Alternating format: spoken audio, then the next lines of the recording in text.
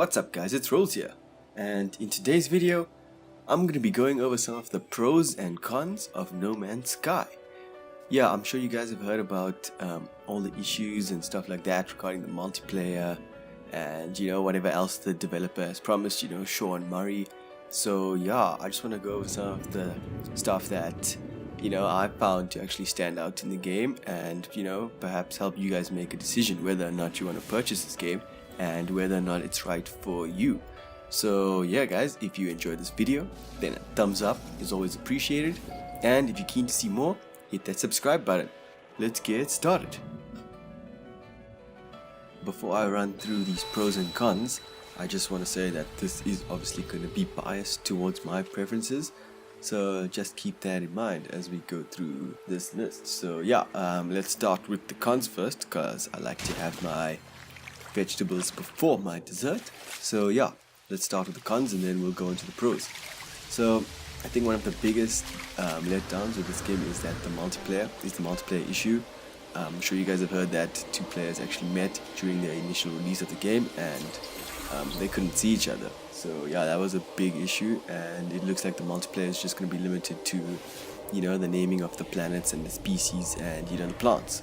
So that is something that I definitely hope they fix, and I hope they release a patch or something to address that issue. Because if you were hoping to go on space travels with your mates and do a whole Star Wars or whatever Hitchhiker's Guide to the Galaxy vibe, unfortunately that's not going to be possible, so I do hope they fix that. The second biggest issue for me with this game is your inventory. I mean, you play this game for about 10 minutes, collect some resources, and both your suit and ship inventory is full, and I mean, there's nothing you can do until you go to perhaps traders and then start selling your stuff. You can discard some materials and minerals, which is okay, but you might need them. You probably want to sell them and try at least get some value for what you've been working for, you know what I mean? So that's one thing that I have an issue with. As you go throughout the game, you do get upgrades for your suit and for your ship inventory, so you can expand them, and that is great, but once again there is a limit, and I really think they need to release a patch where they can perhaps expand that even more, because even with your suit being fully upgraded and your ship being fully upgraded, your inventory still fills up hella quick, so they definitely need to get in there and sort that out. I feel the game gets quite a bit repetitive. Like I said, this is going to be biased to my preferences guys, and I don't really play mining or survival games like Minecraft, so for me this game got quite repetitive just because it was the same process, just mine, do your ship, go to monoliths, learn some languages, blah blah blah blah blah. So yeah, the traders as well, they're pretty much exactly the same. I would at least like their suits to be different, and perhaps they're not all selling the exact same things at just a little bit of different prices. I do get that obviously it is the international or galactic traders, so they generally have the same stuff because they're looking at the galaxy or whatever. But yeah, if they could just change the suits a bit, add some personality, not a lot. I understand that there's a whole algorithm and this is all randomly generated and whatever, but if they could find a way to somehow add some personality to the traders and the other life forms, that would be really cool, because they do all seem very similar, and yeah, kind of takes away from the authenticity and the what the breathtaking visuals actually do, like captivating you. It actually takes away from that. So yeah.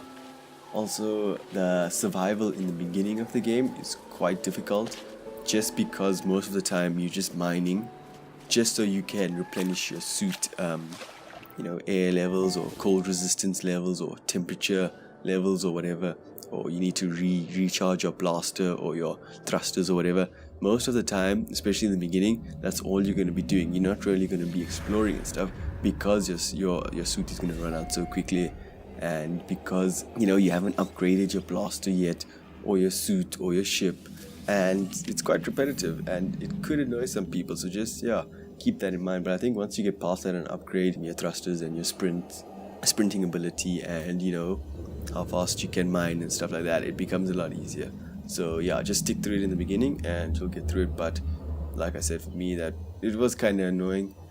Okay, so moving on, I really feel that the planets lack sufficient landmarks that are unique to that planet. Like I understand again that this whole algorithm comes into play, and the fact that everything's being randomly generated, there's only so much that you can do right now. But that's why I hope with these patches, I hope they release, updates for some of these planets or something like that. I don't know how they're gonna do it, but yeah, I just really feel that, if each planet has the same old monolith and the same old kind of statue or whatever, it just kind of gets a little bit boring. So yeah, if they could definitely add something there, that would be awesome. I think that would make the planets a bit more enjoyable and exciting to explore.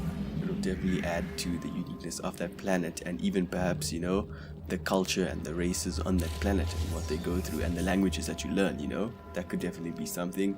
Another thing that pisses me off with this game is that when you change or upgrade or install parts on your ship, in your actual ship inventory, it doesn't actually change the outside of the ship. The ship still looks the same. I would definitely like some customization in your ship. I know you can offer to buy ships of the traders that you meet, which is okay. You can get different ships, I guess, through that method.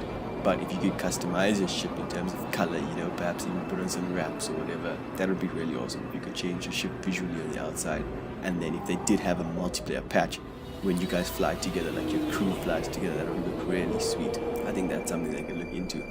Okay, yeah, so that's about it for the cons, guys. I hit quite a few there. If you want to, you can obviously go back and check out all of them. Once again, just keep in mind that this is biased to my preference, so things that are cons for me could be pros for you, and vice versa. So now I'm going to hit the good stuff, the dessert, our, whatever, ice cream and chocolate sauce or whatever. So let's hit it to the pros. For me, the biggest plus in this game is the hours and hours of gameplays. I think there's something like 18 billion planets, which is absolutely amazing. This is where the randomness and the algorithm and stuff comes in, and I think that was brilliant. They did this really well, because yeah, you will always have content, definitely, as well with the upgrading. I think that's awesome. Upgrading of your suits and your ship and your blaster, that is really cool. I do enjoy that. It's also, this game is simple, it's not overly complicated. What I mean by that is that it doesn't take you a whole week to learn the game and understand what you need to do. It's pretty much mine minerals, upgrade your ship and whatever, and then just get to the center and then learn whatever you can along the way about the planets that you explore. And yeah, that's pretty much it. There's nothing really to it. So I think that's great, making it that anyone can really play this game. It's definitely a gorgeous game. I think it looks great. There are some texture misplacements that I see around, but I mean, overall the game looks great. There's also an excellent soundtrack that sets the mood. It helps build into the game and create a great atmosphere. Also, obviously, the no loading screens, that's a big plus. Hate games with long loading screens, so this game does really great.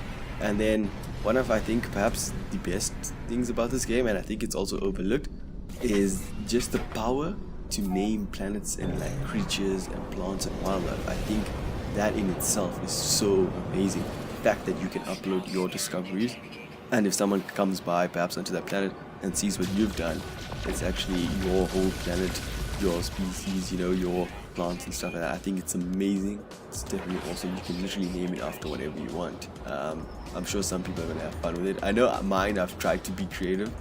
I've put some hints in the planets that I've named, so if you guys can figure it out, that would be pretty cool.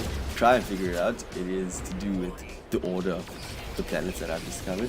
But yeah, guys, this game is good. From my perspective, it's not great, just because I'm not really a big fan of these mining games.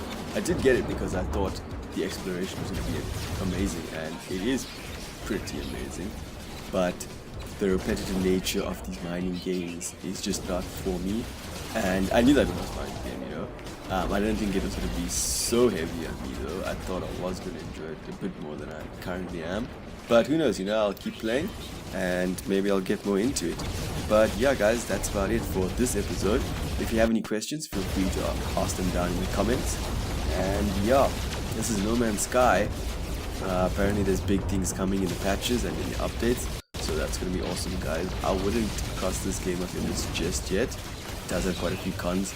Obviously, it's going to apply to you if you enjoy, specific playstyles and specific games. So, just think about what games you enjoy, whether you do enjoy the survival style, and whether you wanted to go at this solo, or whether, you wanted to actually roam the universe and galaxies with your friends. Keep these things in mind. And yeah, I hope you enjoyed this video, guys. If you did, then a thumbs up is always appreciated. And if you're keen to see more, hit that subscribe button. Stay slaying. See you guys in the next one.